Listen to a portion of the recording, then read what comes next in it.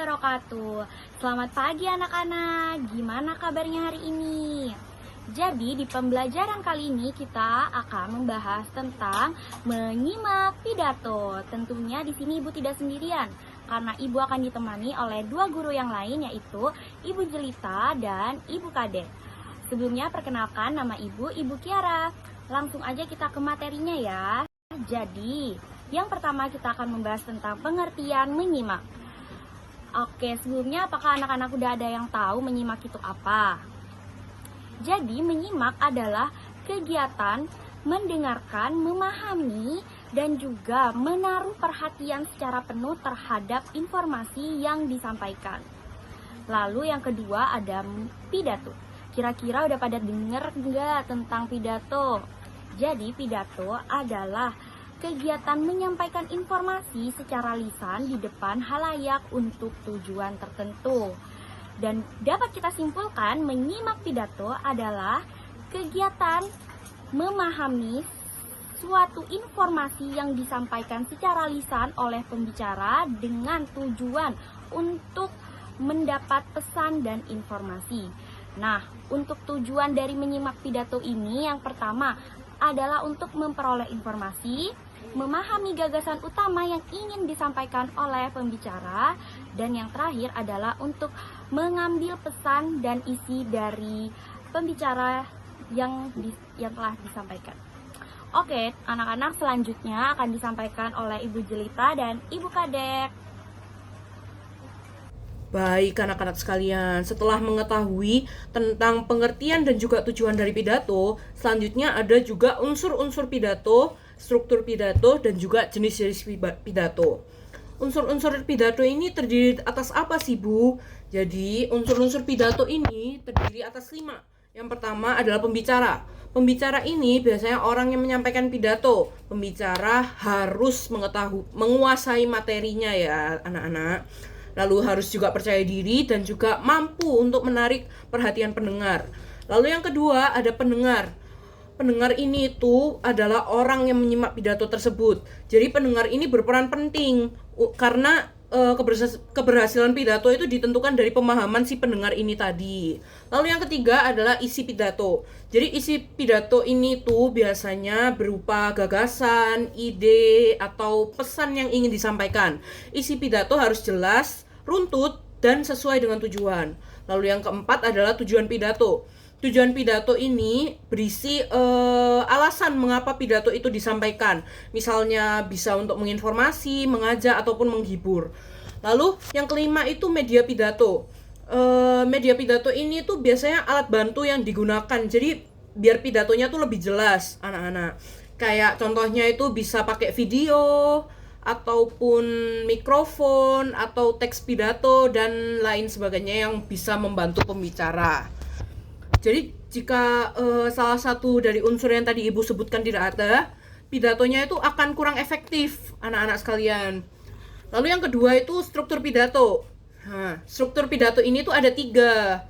Yang pertama itu ada pembukaan. Pembukaan ini biasanya itu berisi salam, terus sapaan, dan juga pengantar topik pidato tersebut. Jadi tujuannya ada pembukaan ini tuh biar lebih menarik perhatian dan juga membangun suasana. Lalu yang kedua ada isi. Merupakan bagian terpenting dari pidato ini sendiri. Pada bagian ini tuh pembicara menyampaikan gagasan utama, penjelasan, dan juga contoh pendukungnya. Lalu yang ketiga adalah penutup. Di penutup ini sendiri itu biasanya berisi tentang kesimpulan, terus pesan, harapan, ataupun ajakan. Penutup yang baik akan meninggalkan kesan mendalam bagi pendengarnya, anak-anak sekalian. Lalu yang terakhir itu jenis-jenis pidato, anak-anak. Tadi udah saya sebutkan kan di sebelumnya kalau ada banyak tujuan pidato. Nah, di sini jenis-jenis pidato itu terbagi berdasarkan tujuannya, anak-anak. Jadi yang pertama itu ada pidato persuasif. Jadi pidato persuasif ini bertujuan untuk mengajak atau memengaruhi pendengar. Jadi contohnya itu kayak pidato tentang menjaga kebersihan sekolah, seperti itu. Lalu yang kedua ada pidato informatif. Pidato informatif ini sendiri itu bertujuan untuk memberikan informasi atau pengetahuan baru. Contohnya, pidato tentang bahayanya narkoba, itu termasuk pidato informatif. Lalu yang ketiga adalah pidato rekreatif. Jadi pidato rekreatif ini sendiri itu bertujuan untuk menghibur pendengar. Jadi contohnya itu pidato pada acara perpisahan sekolah. Nah, itu lebih bersifat untuk menghibur pendengar. Dengan memahami unsur, struktur, dan juga jenis pidato, kita tuh jadi lebih mudah untuk menyimak dan juga memahami isi pidato dengan baik. Lalu selanjutnya akan dijelaskan oleh Bu Dea. Selanjutnya saya akan menjelaskan tentang teknik menyimak pidato yang baik dan benar. Nah, yang pertama adalah fokus pada pembicara. Jadi, ketika kita mendengarkan sebuah pidato, maka kita harus fokus dengan apa yang disampaikan oleh pembicara. Nah, yang kedua ada mencatat poin-poin penting. Jadi, ketika kita sudah mendengarkan pidato tersebut, maka kita bisa menganalisis apa saja isi dari pidato tersebut.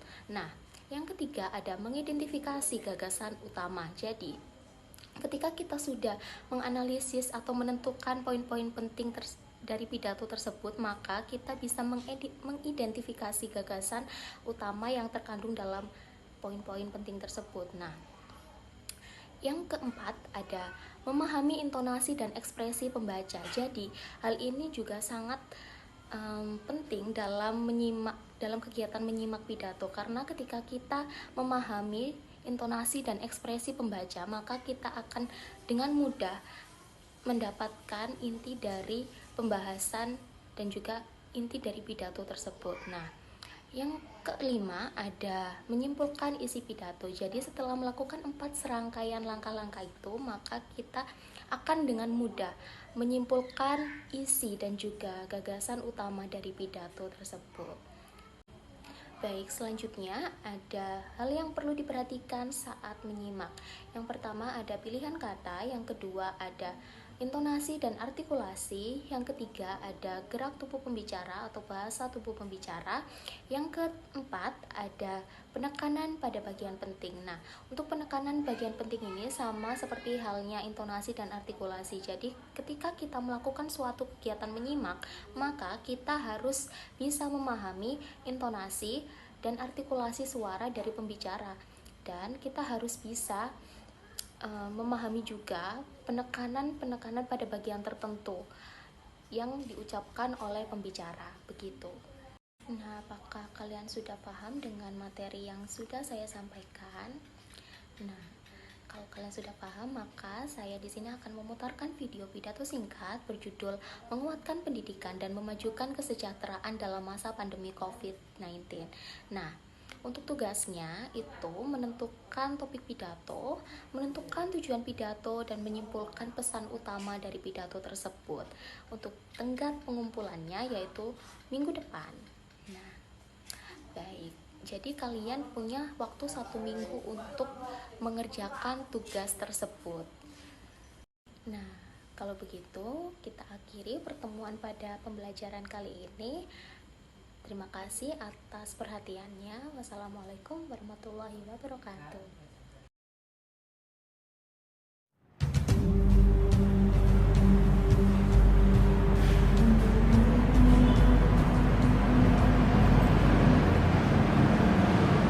Assalamualaikum warahmatullahi wabarakatuh. Salam Om Swastiastu, Namo Buddhaya, salam kebajikan.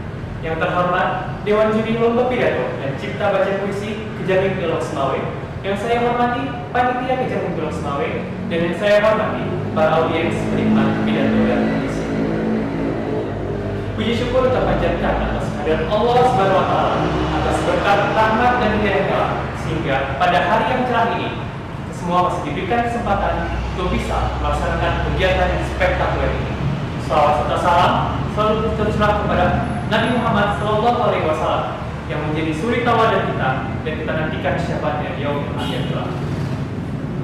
Pertama-tama, izinkan saya mengucapkan terima kasih kepada semua pihak yang telah mengadakan kegiatan lomba pidato dan cipta baca puisi yang digagas oleh tim Kejar Mimpi Pilok Semawe. Tak kenal maka tak sayang maka tak cinta. Perkenalkan, saya Fatifia Padapadi, siswa lulusan SMA Swasta Kartika Setempat Pematang Siantar. Terima kasih atas kesempatan yang telah diberikan untuk saya berpidato di hadapan para dewan juri sekalian. Pada kesempatan kali ini, saya akan membahas tentang pendidikan budaya dan semangat belajar di dalam masa pandemi COVID-19. Hadirin yang saya hormati, seperti yang kita ketahui, pada B ini kebetulan menjadi bulan kelahiran dari Raden Mas Suwardi Suryaningrat, seorang tokoh industri pendidikan Indonesia yang kemudian dikenal dengan nama Ki Hajar Dewantara. Ia adalah anggota aktif Gerakan Kemerdekaan Indonesia, seorang kolumnis, politikus, dan pelopor dalam pendidikan masyarakat adat Indonesia pada masa penjajahan Belanda. Beliau adalah pendidik perguruan mahasiswa, suatu lembaga pendidikan yang memberikan kesempatan bagi para pribumi untuk bisa memperoleh hak pendidikan seperti halnya para priai maupun orang-orang Belanda. Berdasar tema pidato saya, mari kita kembangkan momentum ini untuk merefleksikan kedekatan hubungan antara pendidikan dan kebudayaan seperti yang tercermin dalam pengajaran pemikiran praktik pendidikan Ki Hajar Dewantara. Hadirin yang berbahagia, untuk memajukan pendidikan Indonesia harus dimulai dengan lembaga formal, tempat di mana anak bangsa ditempa. Regulasi yang baik dan matang perlu dirumuskan agar mampu memberikan pendidikan yang terbaik bagi anak-anak di seluruh Nusantara. Kita harus melakukan pembenahan untuk memaksimalkan jumlah lulusan yang berkompeten dan mampu berkontribusi bagi bangsa di masa depan. Semua ini tidak terjadi secara instan, butuh waktu yang lama dan memiliki konsistensi yang tinggi. Kita sama-sama menyadari bahwa sistem pendidikan harus disesuaikan dengan perkembangan zaman. Seperti sekarang ini, yakni zaman serba digital, tentunya sistem yang digunakan juga sesuai dengan kebutuhan pendidikan saat ini. Undang-Undang Sistem Pendidikan Nasional Tahun 2003, Bab 1, Pasal 1, Ayat 2 mengatur bahwa pendidikan nasional kita berdasarkan Pancasila dan Undang-Undang Dasar tahun 1945 dan kebudayaan nasional adalah landasan pendidikan nasional. Disinilah pendidikan dan kebudayaan bertemu. Jika budaya nasional kita mengakar dalam darah bangsa Indonesia, maka akan menjadi lahan subur bagi pendidikan nasional Indonesia. Selain itu, dengan berlakunya Peraturan Presiden Nomor 5 Tahun 2017, Undang-Undang tentang Kemajuan Kebudayaan akan memperkuat status kebudayaan nasional sebagai roh pemberi kehidupan dan penunjang pembangunan pendidikan nasional di negeri kita. Oleh karena itu, agar pendidikan nasional tumbuh dan berkembang pesat, pendidikan nasional harus memenuhi prasyarat pendidikan yang maju. Atas dasar pikiran di atas, pada kesempatan pidato ini, marilah kita berkomitmen untuk terus berikhtiar membangun pendidikan yang dihidupi dan disinari oleh budaya nasional. Kami percaya bahwa budaya yang berkembang akan membuat pendidikan kita lebih kuat. Begitu juga sebaliknya, jika pendidikan kita subur dan sejahtera, maka akar budaya akan semakin kuat menancap di muka bumi ini. Oleh karena itulah, pada kesempatan ini, mari kita bersatukan tekad dengan sertai niat yang ikhlas serta usaha seperti yang saya lakukan saat ini, memperkenalkan budaya Indonesia dengan berbagai cara untuk menguatkan pendidikan dan memajukan kebudayaan. Bapak, Ibu, hadirin yang mulia, kita semua saat ini berada di tengah-tengah krisis pandemi COVID-19, krisis yang merenggut banyak nyawa. Pandemi merupakan tantangan besar bagi negara kita dan seluruh dunia. Tentunya dari pandemi kita ingin memetik banyak hikmah, dan hikmah-hikmah tersebut dapat diterapkan untuk saat ini dan seterusnya. Pendidikan saat ini sedang mengalami dampak dari krisis pandemi COVID-19 tersebut. Sejak tahun 2019 lalu, banyak tenaga pendidik maupun peserta didik yang kesulitan menghadapi pelajaran di era normal baru seperti yang digagas oleh pemerintah. Untuk pertama kalinya, proses belajar mengajar dilakukan secara daring, menggunakan perangkat baru yang mungkin sebagian kita masih awam menggunakan perangkat tersebut. Dari hal inilah kita dapat menyadari bahwa sebenarnya proses belajar mengajar dapat dilakukan dimanapun kita berada. Kita sebagai masyarakat harus belajar betapa pentingnya kondisi protokol kesehatan, betapa pentingnya kebersihan lingkungan, betapa pentingnya aturan-aturan kemanusiaan di dalam masyarakat kita. Timbulnya empati, timbulnya persatuan di tengah masyarakat kita pada saat krisis COVID-19 ini merupakan satu pembelajaran yang wajib kita kembangkan, bukan hanya pada saat krisis ini, namun juga di saat krisis ini berlalu. Kita perlu tahu bahwa pandemi bukanlah satu-satunya tantangan yang harus kita hadapi. Di depan masih membentang sederet tantangan yang wajib kita lalui bersama. Mari kita lalui segala tantangan dengan penemuan baru dan solusi. Mari kita ciptakan sejarah yang gemilang yang tidak terbantahkan oleh dunia. Mewujudkan merdeka belajar semakin cepat terlaksana. Silih asah, silih asuh, silih asih. Belajar memang tidak selalu mudah, tapi inilah saatnya kita berinovasi. Saatnya kita melakukan berbagai eksperimen, dan inilah saatnya kita mendengarkan untuk bangsa yang lebih baik di masa depan.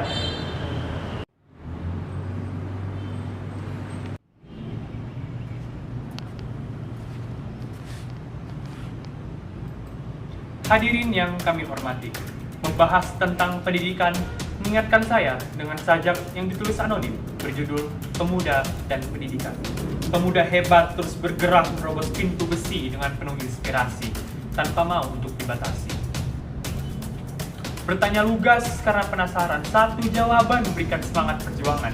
Tak perlu takut ataupun ragu, terus melangkah demi sebuah perubahan. Pendidikan itu murni dan suci, jangan sampai dipolitisasi untuk kepentingan elit duniawi.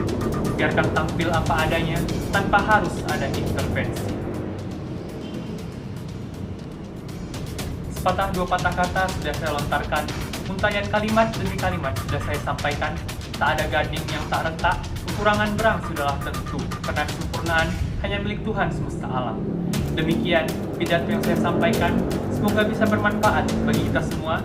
Atas segala perhatiannya, saya ucapkan terima kasih. Assalamualaikum warahmatullahi wabarakatuh. Salam, Om Swastiastu, Namo Buddhaya, salam.